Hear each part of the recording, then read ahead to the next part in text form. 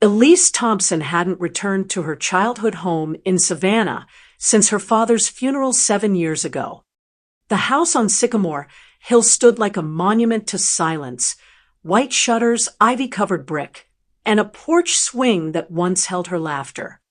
She had no intention of ever going back. Until the letter arrived. It was tucked inside a plain envelope with no return address. The handwriting was unmistakable, looped, deliberate, and familiar. Her father's, but that was impossible. Elise, if you're reading this, it means the truth is finally ready to be told. Go to the attic. You'll find everything. Dad. She stared at the letter for hours before packing a bag and driving south. The house was untouched, frozen in time. Her mother had moved out after the funeral, leaving everything behind. Elise stepped inside, the scent of cedar and dust greeting her like an old friend. The living room was exactly as she remembered: floral wallpaper, antique lamps, the faded rug her father used to vacuum every Sunday. She climbed the stairs to the attic, heart pounding. The door opened easily. Boxes were stacked like tombstones, labeled in her father's handwriting. 1979, 1985, medical records, photos do not touch. One box was labeled Elise. Inside were photographs, journals, and a small wooden box with a brass latch. She opened it and found a birth certificate. Her birth certificate, but the name listed under mother wasn't Evelyn Thompson. It was Lillian Carter, her aunt. Elise staggered back, heart racing. Her aunt had raised her as a niece, but she was her mother? She grabbed the journal and flipped to the first page. It was dated June 3rd, 1980. I never wanted to lie to her, but Evelyn made me promise. She was dying, and she didn't want Elise to grow up knowing the truth. She thought it would protect her. I agreed. But every time I look at Elise, I see myself. I see the daughter I gave away. The entries continued year after year. Lillian wrote about Elise's first day of school, her piano recitals, her scraped knees. She wrote about the guilt, the longing, the fear that one day Elise would find out and hate her for it. Elise closed the journal and held it to her chest. Her entire life had been built on a lie. Her aunt was her mother. Her father had known. Her real mother, Evelyn, had been her aunt's best friend. And she had died giving birth to Elise. She looked around the attic and found another box labeled basement, do not open. It was nailed shut. She pried it open and found photographs. Dozens of them. All of Elise. At the park, at school, at home. But in each one, there was something strange. A man. Sometimes in the background. Sometimes just outside a window. Always watching. Always smiling. She didn't recognize him. She found a folder labeled Marcus Bell. Her father. But this wasn't his face. She pulled out a newspaper clipping. Local psychologist institutionalized after breakdown, Dr. Marcus Bell, a renowned child development specialist, was admitted to the Savannah Psychiatric Institute following a public incident involving a minor.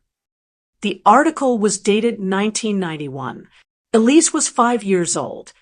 She flipped to the next page. A police report, a restraining order, a sealed court document. Her hands shook as she pieced it together. The man in the photos wasn't her father. He was someone else. Someone who had been watching her for years. And her family had known. To protect her. Or to protect themselves. She didn't know which. But she knew one thing. The truth wasn't in the attic. It was in the basement. She descended the stairs, flashlight in hand. The basement door was locked with a rusted padlock. She used the key from the attic. It clicked open. The air was damp, tinged with mildew, and something metallic. The flashlight beam revealed a wide room with concrete floors and low ceilings. In the far corner stood a desk, a filing cabinet, and a wall covered in photographs. The same man, watching, smiling. She opened the cabinet. Inside were folders labeled with her name, school records, medical reports, even therapy notes. She found a journal on the desk. The handwriting was erratic. She is the key. She is the mirror. She is the beginning and the end.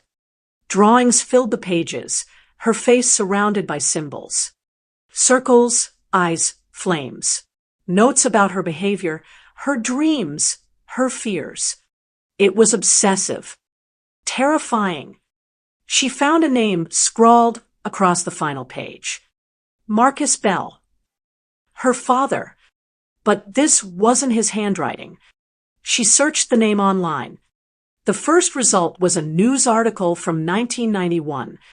The photo matched the man in the basement. Her father hadn't died in a car crash. He had been institutionalized. And he had been watching her. For years. She stumbled back, breath shallow. The walls seemed to close in. The air felt heavier. She turned to leave, but paused. There was a door at the back of the basement, smaller than the rest, hidden behind a shelf. She moved the shelf aside and reached for the knob. It was locked. She used the second key. Inside was a small room, a cot, a sink, a single light bulb, and a wall covered in letters, all addressed to her. None of them sent. She began to read. Elise, I watched you grow. I stayed away, but I never stopped believing. You are not just my daughter. You are my mirror. Everything I feared, you carry. Everything I loved, you buried. Hundreds of letters, each one more unhinged than the last. He believed she was chosen, that she had a gift, that her music could unlock something ancient. She returned to the attic and found a composition titled The Gate. It was written in her father's hand. She played it on the old piano. The room vibrated. The lights flickered. And for a moment, she saw him. Young, terrified, reaching out. Then it was gone. She began seeing a therapist. Dr. Mithi Amcha. She shared everything. The attic, the basement, the letters. Dr. Cho listened, then asked, what if your grandmother wasn't protecting you from him, but from yourself?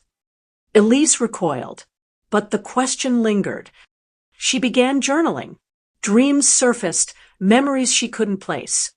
A man's voice, a woman crying, a fire.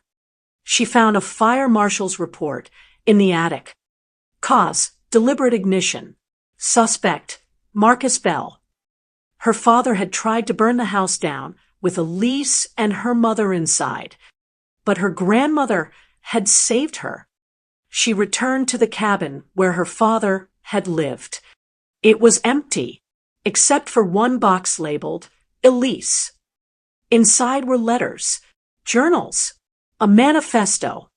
She burned them all, but kept one photo, the one where her father stood behind her at her 5th birthday party, smiling like he belonged. She had a choice, destroy the music and bury the past or publish the truth. She chose the latter.